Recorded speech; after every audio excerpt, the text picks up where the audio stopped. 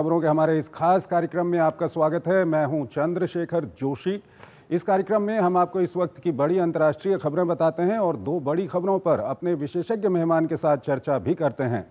आज हम भारत और ब्रिटेन के बीच हुए ऐतिहासिक मुक्त व्यापार समझौते और थाईलैंड और कंबोडिया के बीच युद्ध की आहट पर चर्चा करेंगे और कार्यक्रम के अंत में आज की कुछ और महत्वपूर्ण अंतर्राष्ट्रीय खबरें भी आपको बताएंगे।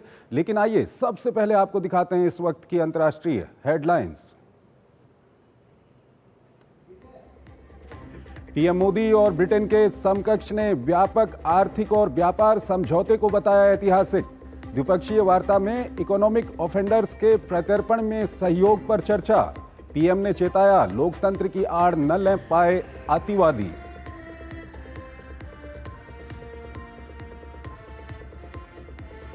खूनी टकराव में बदला थाईलैंड और कंबोडिया के बीच सीमा विवाद। कम से कम दर्जन भर लोगों की मौत। कंबोडिया ने दागे रॉकेट और ड्रोन। जवाब में थाईलैंड ने उतारे F-16 लड़ाकू विमान।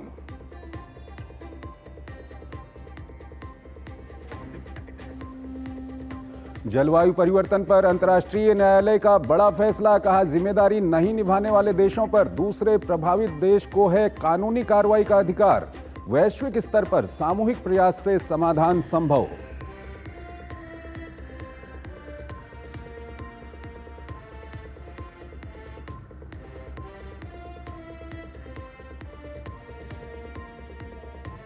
रूस में यात्री विमान हुआ हादसे का शिकार। 50 यात्रियों की मौत। चीन की सीमा के पास अमूर क्षेत्र में हुआ हादसा। उड़ान के दौरान अचानक ATC से टूट गया था संपर्क।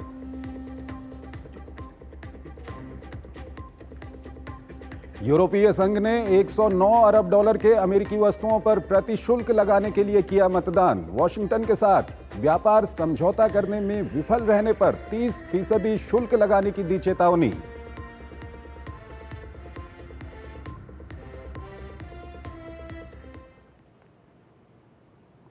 और आइए पहली खबर की ओर आपको लिए चलते हैं। प्रधानमंत्री नरेंद्र मोदी के ब्रिटेन के 2 दिनों के दौरे के दौरान पीएम मोदी ने ब्रिटिश पीएम कीर स्टारमर से लंदन में मुलाकात की।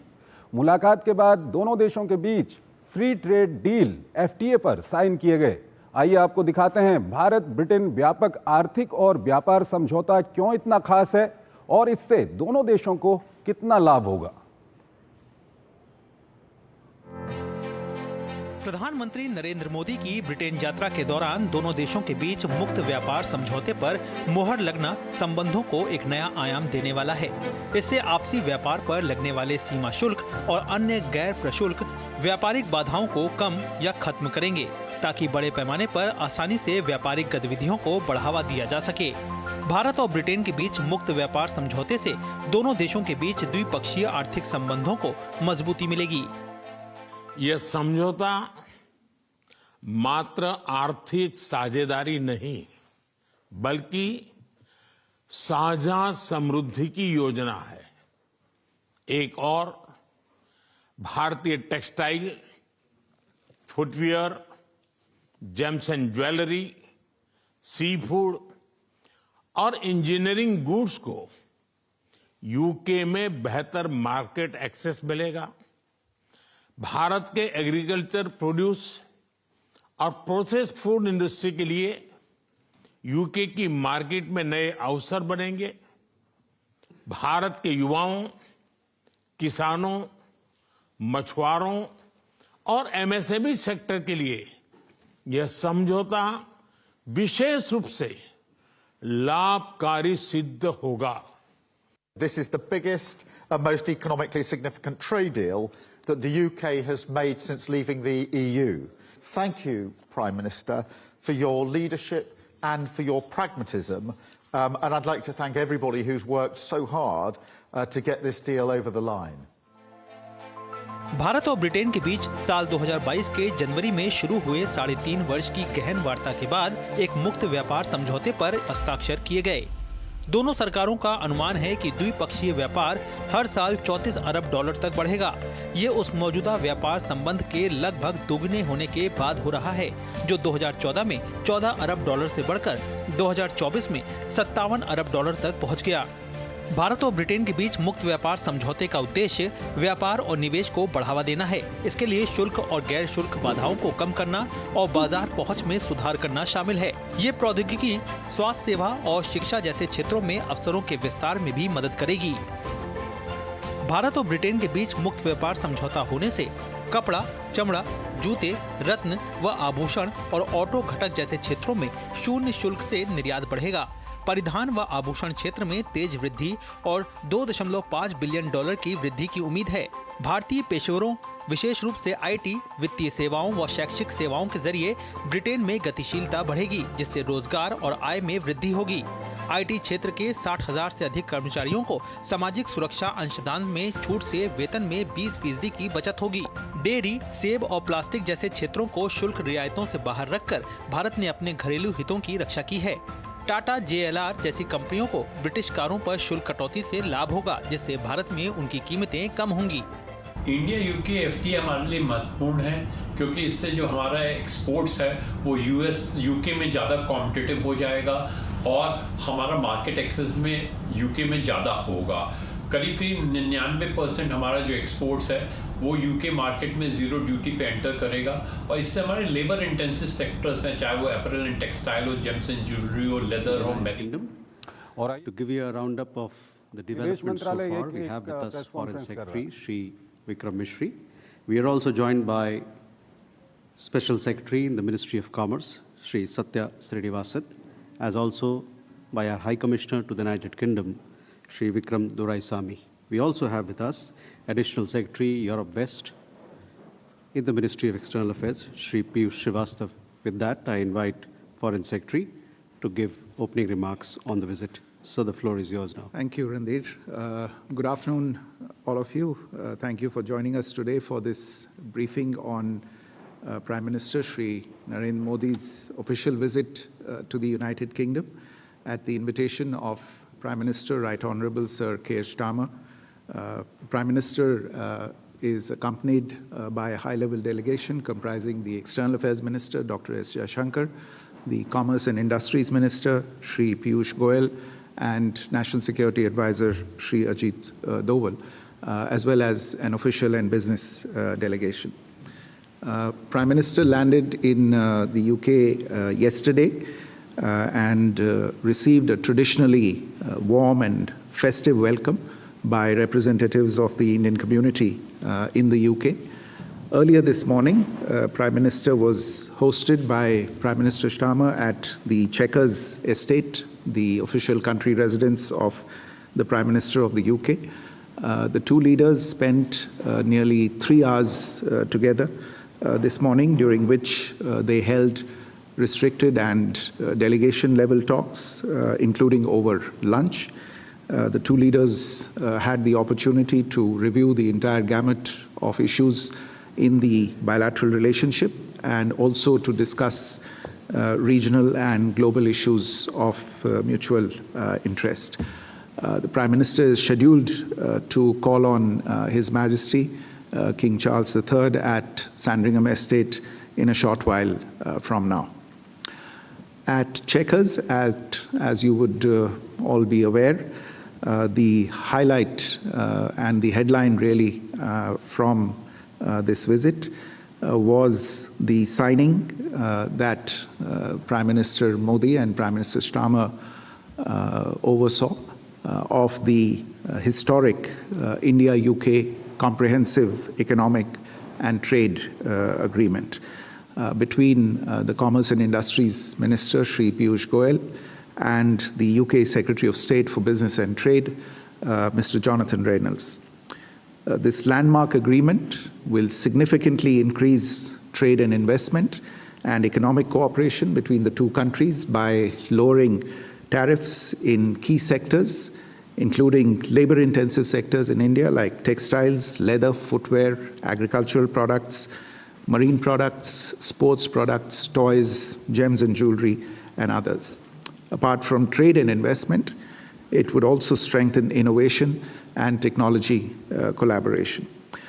The two sides have also agreed to negotiate a double contribution convention, which will enter into force along with the free trade agreement, and will facilitate professionals and service providers on both sides and reduce the cost of doing business in both countries. Documents related to the agreement are available online, and you may wish to refer to them for further details about the Comprehensive Economic and Trade Agreement. In addition, the two leaders also engaged informally with leading CEOs of business enterprises of the two countries. These CEOs represented key and relevant sectors of the respective economies. They were from the fields of health and pharmaceuticals, gems and jewelry, automobiles, energy, manufacturing, telecom, technology, IT, ITES, logistics, textiles, and financial services. All the business leaders expressed great satisfaction at the conclusion of the free trade agreement, which they were confident would unlock several opportunities for businesses in both countries and lead to greater economic collaboration between them. In addition to the free trade agreement, which, as I said, is the headline from this visit, there were other deliverables as well during this visit, and I would just like to highlight 4 of those today. In order to infuse higher ambition and renewed momentum into the comprehensive strategic partnership between the UK and India, both leaders today adopted the India-UK Vision 2035 document, which will steer the relationship for the next 10 years with a focused and time program of action and initiatives in key pillars of bilateral action between the two countries, such as economy and growth, technology and innovation, defense and security, climate action and clean energy, education, and people-to-people ties. The India-UK Vision 2035 will also be available online, and I encourage you to refer to the document for details. Second, both leaders welcomed today the adoption of the Defense Industrial Roadmap, which will open up enormous opportunities for joint collaboration for defense industries of both sides. Third, just this morning, a memorandum of understanding was signed between the Central Bureau of Investigation of India and the UK National Crime Agency. And fourthly and finally, both leaders also expressed great happiness at the increasing collaboration in new and emerging technologies between the two countries, particularly telecom, AI, and critical minerals. This is being steered under the Bilateral Technology Security Initiative, the TSI, which incidentally is having its first birthday today. It has completed 1 year. And a statement on the progress of the implementation of the TSI has also been issued by both sides today. The two leaders also discussed the deepening of partnership between India and the UK in the education sector, perhaps one of the most exciting sectors for cooperation in the coming years, and they welcomed the opening in India recently, just last week as a matter of fact, of the campus of the Southampton University in Gurugram. It's the first such foreign university campus to be opened in India under the new education policy of India, and at least five more UK universities are in the process of opening similar campuses in India. Two leaders also acknowledged the valuable contribution of the dynamic Indian diaspora in the United Kingdom, which is a living bridge that connects both our countries. The leaders also had the opportunity to discuss at some length the menace of terrorism. Prime Minister Modi thanked Prime Minister Starmer for the strong support and solidarity extended by the United Kingdom to the people of India in the wake of the Pahalgam terror attack. Both leaders expressed a commitment to strengthen the global fight against terrorism. It was noted that extremism and radicalization pose a threat to both societies, and that there was need to further enhance bilateral collaboration and cooperation to deal with these scourges of terrorism, extremism, and radicalization. Prime Minister Modi also sought the UK's cooperation to bring to justice economic offenders and fugitives from Indian law. Finally, I should say Prime Minister Modi invited Prime Minister Starmer to pay his maiden visit to India as Prime Minister of the United Kingdom at his earliest convenience. Prime Minister Starmer has accepted the invitation, and we will now work out the details bilaterally. I mentioned earlier Prime Minister's last engagement in a short while from now at Sandringham Estate. During this engagement, he will hand over to His Majesty the King a sapling as part of the tree plantation program that the Prime Minister has pioneered back home in India, Ek Ped Maa Ke Naam, Plant for Mother. This will be planted in Sandringham Estate during the planting season this autumn. You would have heard also the Prime Minister speak during the engagement with the media earlier this morning, and in their private conversation as well. The Prime Minister conveyed the condolences to the families of the victims of the Air India air crash recently.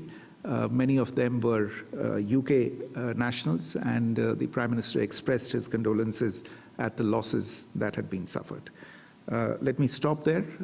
If there are any questions, I would be happy to answer those. Floor is open now. As you ask your question, please do identify yourself and your organization.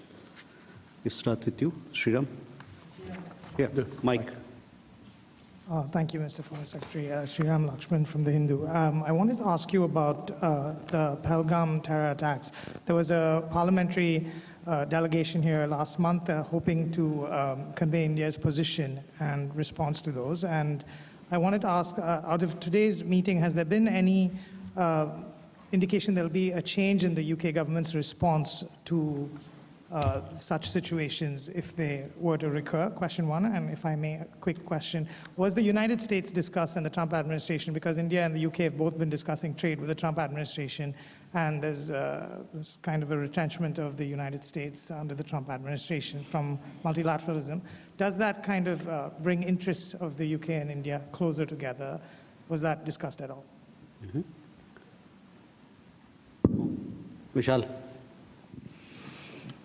Sir मैं विशाल पांडे हूँ ABP news से। मेरा सवाल ये है कि FTA होने के बाद सर इस तरफ एफटीए होने के बाद भारत की इकॉनमी कितना बूस्टअप करेगी, और जो अलग अलग सेक्टर्स हैं खासतौर पर कृषि के क्षेत्र में किन चीज़ों का ध्यान भारत ने रखा है ताकि जो हमारे किसानों की तमाम चीज़ें रही हैं उसे ख्याल में रखा गया एफटीए करते हुए?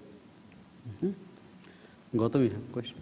Gautam from DD India. Just wanted to ask, in terms of congratulations first of all getting the FTA across the line, especially Mr. Srinivas, and to you itself. Just wanted to ask, in terms of what other spin-off benefits do you expect, out of this FTA once it comes into effect, where investments are concerned, people-to-people ties are concerned, overall business between the two countries is concerned? Mm-hmm. Please. I am Rupanjana from Bardhaman and Asian Voice. How will India ensure the free trade agreement is delivering on its intended goals over the time? Will there be a joint review committee or any committees as such? Mm-hmm. Okay, please go ahead. Hello, Naomi Canton, Times of India. I'd like to know a bit more about the services sector in the free trade agreement. Which sectors the UK has now got access to and which sectors it hasn't? I understand possibly legal services is not part of it. And will you look at liberalising any future services sectors in the future after this FTA? And also, could you speak a bit about the agreement on tackling organised crime and illegal migration and this agreement between the NCA and the CBI? So we can take these questions. Well, I think 80% of the questions are on the FTA, so I will request Satya to answer those. Let me just respond to the first question and then get out of Satya's way. On Pahalgam, we saw a very firm response from the United Kingdom, a condemnation of terrorism. This remains an important subject of discussions between the two sides at all levels. As I mentioned, it was discussed between the prime ministers today as well.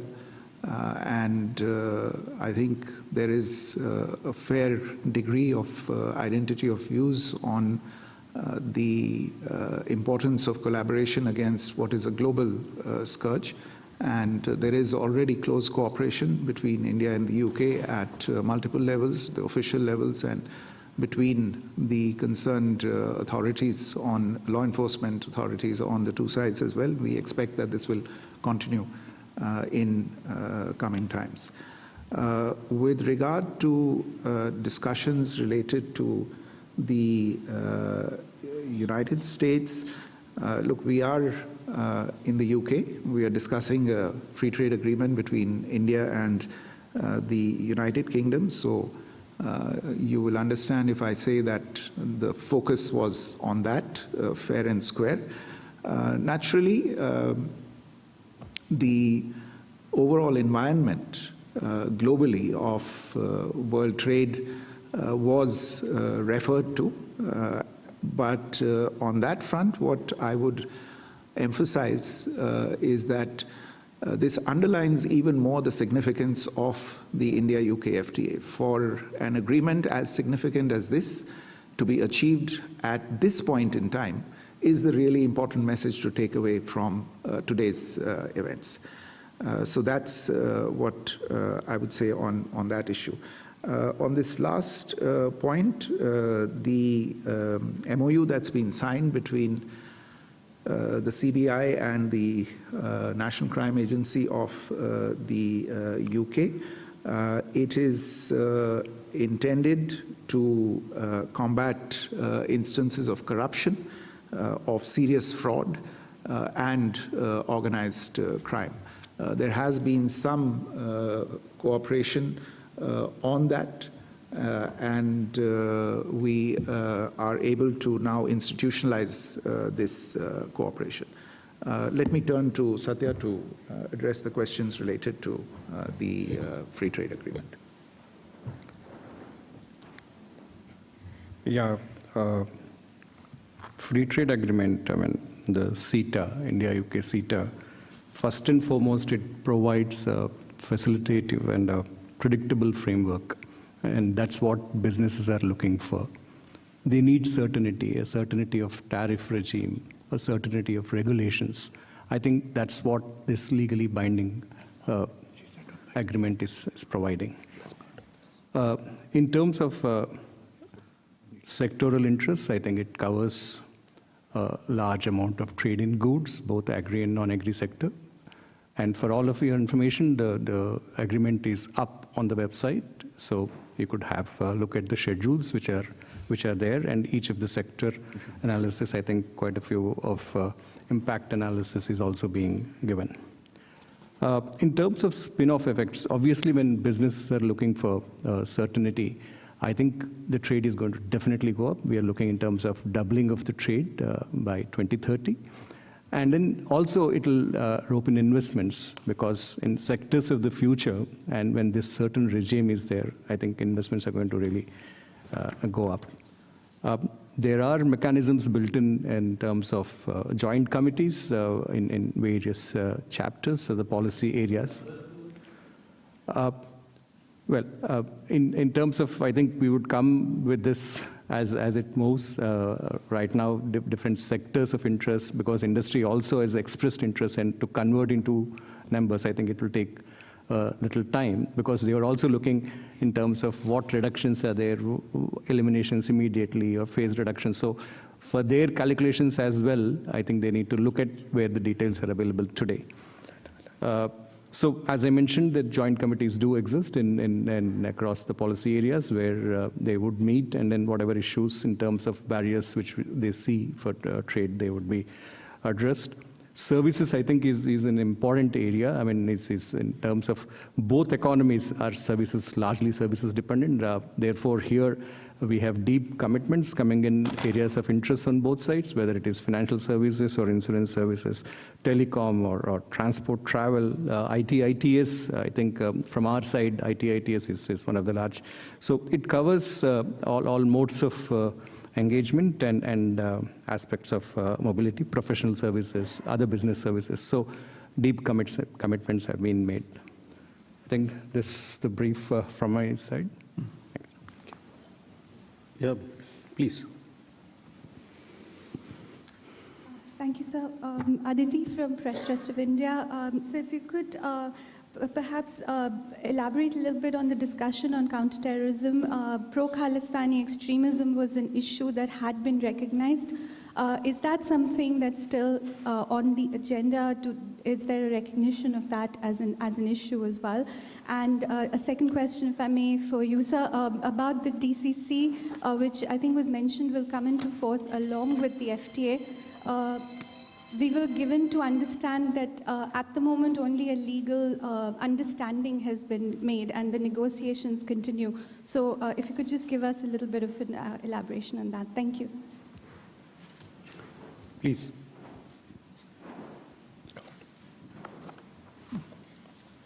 Hello, my name is Lavina Tandon from India Today and Aaj Tak. In the light of launching the ball between the swing and the miss and the straight bat metaphor, may I just ask, what was the response of Sir Keir Starmer, the Prime Minister, on the swift action on Khalistan issue or any such matters of law and order that caused disturbance in both the countries? Economic offenders, what was the response? And also, did the response of India in Pahalgam discussed, and what was the response? Does the Prime Minister or the country stand on our side, or endorses, if I can say? They don't have the right to endorse, but do they stand on our side in any way? Thank you. Aditya? Sir नमस्कार, मेरा नाम आरेंद्र है, मैं Doordarshan news से हूँ। Vision 2035 document में क्या नया है, थोड़ा सा अगर उस पर विस्तार आप दे सकें, और डिफेंस इंडस्ट्रियल रोड मैप में क्या विस्तार रहेगा, कैसे इसको ज़मीन पर उतारा जाएगा, इस पर आप थोड़ा सा जानकारी दे सकें। Please. Hello, Muvija from Reuters. Sorry, if I may, I just had one question on the US-India trade negotiations. I just wondered if at all an interim deal could be reached by August 1. I know it was a deadline that was set by the Washington administration, but I just wanted to check that. And also one on the UK-India trade deal, which is, so I appreciate that the carbon border adjustment mechanism was not part of the deal, but is it something that the Indian government is still pursuing? Because just after the trade deal is signed and as part of further progress. Mm-hmm. Thank you. Sir? Okay. Let me go back first to, I think in the earlier set of questions, there was a question on state of cooperation on organized crime and illegal migration that had been referred to. There is between India and the UK an agreement on mobility and migration, which includes cooperation in facilitating the return of undocumented and illegal migrants. This is working well. There have been some innovations on this as well that have been agreed recently, and it's proceeding well. We also have between us a unique young professionals scheme, about 3,000 visas per year. Indians and UK nationals can travel to each other's country for up to 2 years. And there is also cooperation in simplifying normal travel visas. we have on every occasion that we've had for discussion with our UK counterparts emphasized that the Government of India is clearly against illegal migration, and we have worked in the past and continue to work with our partners on this issue, including for the purpose of repatriating such illegal immigrants. At the same time, we both recognize that the exchange of human resources and access to talent and skilled human resources is an advantage for both economies, and encouraging and promoting that is in the interests of both countries. And some of the agreements and understandings that you see in the process of being reached are aimed precisely at that. On these questions related to the discussions today on extremists and on counterterrorism, as well as economic offenders, let me say with regard to the activities of extremists, we shared our thoughts and views. We've noted the fact that they are increasingly active, have in the past and continue to threaten the safety and security of our diplomatic missions and personnel, inciting violence against our leaders and against our diplomats. This issue was discussed, and we have engaged at several levels on these matters with our UK counterparts. And I would say that we have received cooperation as well on these matters, and including during this specific visit, we have received cooperation from our UK partners on addressing these issues. So I'm sure that this will continue in the future. On terrorism and on economic offenders, I've already mentioned that we've continued to bring our concerns to the attention of UK authorities. As far as economic offenders are concerned, we understand wherever there are legal processes to be entered or to be carried through, we expect that those legal processes will be taken to their conclusion in an expedited manner so that justice can be served. On the defense industrial roadmap, जो आपका प्रश्न था, तो defence industrial road map एक सहमति दोनों देशों के बीच बनी है जो रक्षा सामग्री है उसके उत्पादन में कैसे दोनों देश एक दूसरे की सहायता कर सकते हैं रक्षा सामग्री और जो उत्कृष्ट तकनीक से बनी रक्षा की सामग्री है उसमें कैसे दोनों देश एक दूसरे की सहायता कर सकते हैं और इसमें प्राइवेट और पब्लिक सेक्टर के जो एंटिटीज़ हैं दोनों देशों में वो कैसे एक दूसरे से जुड़ सकते हैं नए डिफेंस टेक्नोलॉजीज़ और प्रोडक्ट्स के उत्पादन के लिए उनके डिज़ाइन के लिए उनकी मार्केटिंग और उनके डिस्ट्रीब्यूशन के लिए एक दूसरे के लिए ही नहीं लेकिन पूरे विश्व भर में कैसे उसको उस पर काम किया जा सकता है और इस रोड मैप से दोनों देशों के बीच जो अभी तक काम चल रहा है उसको और बढ़ावा मिलेगा और जो एक तरह से इंस्टीट्यूशनल लिंक्स हैं दोनों देशों के बीच वो आगे बढ़ाए जाएंगे on Vision 2035 as well. Vision 2035 is really built around 4 or 5 major pillars, and then there are a lot of activities that have been planned under that. It's in the areas of economy and trade, technology and innovation,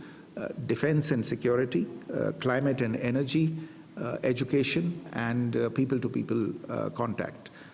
Several of these subjects were discussed extensively between the two prime ministers today, during their restricted talks as well as during lunch as well. For instance, there was a discussion on possible cooperation in the field of space, on startups, in the emerging technologies area, a discussion on AI and telecom, how that could be taken forward. There was a discussion on the priorities that both sides had on technology and innovation and what both countries were doing in their respective areas on this. On climate and clean energy as well, the kinds of things that were underway.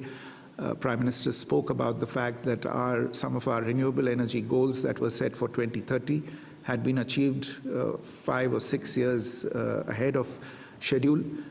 Both leaders spoke about the green energy projects that are underway in their respective countries.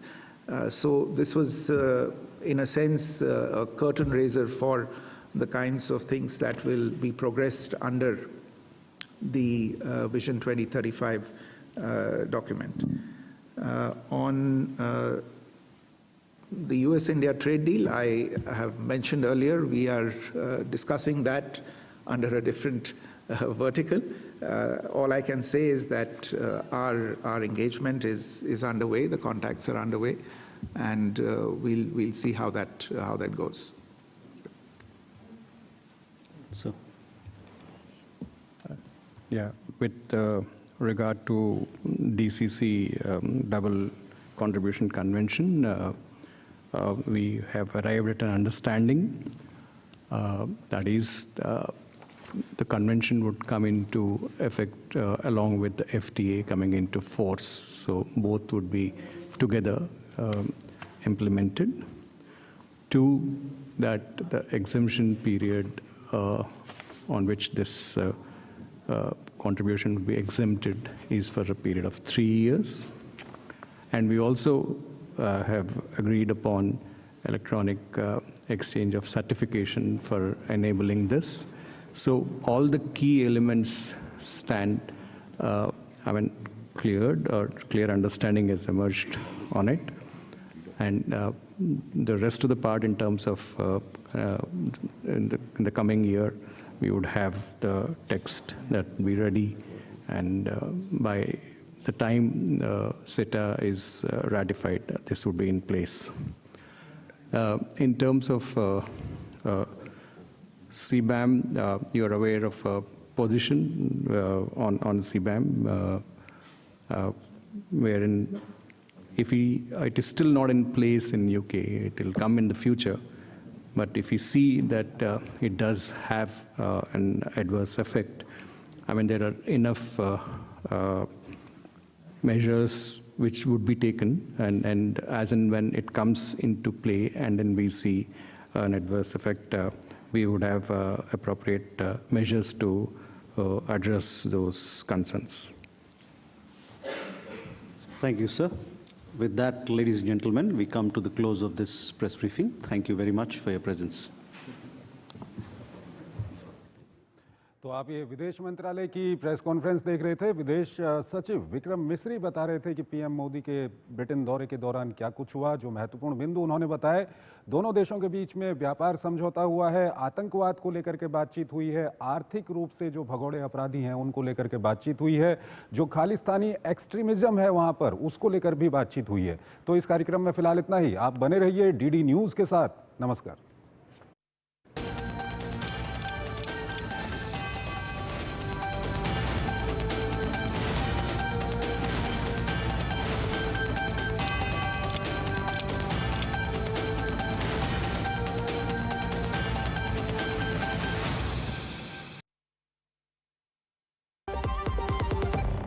दम आलू कैसे बना और दाल तड़का भी और mushroom मसाला भी। बिना MDH मसालों के टेस्टी खाना कैसे बनेगा? MDH दम आलू, दाल तड़का और मशरूम मसाला। MDH से खाना हर बार मजेदार। मस्त है, सरस है। उड़ी बाबा। MDH सदा आपको नए स्वाद देने के लिए प्रतिबद्ध है। MDH। सर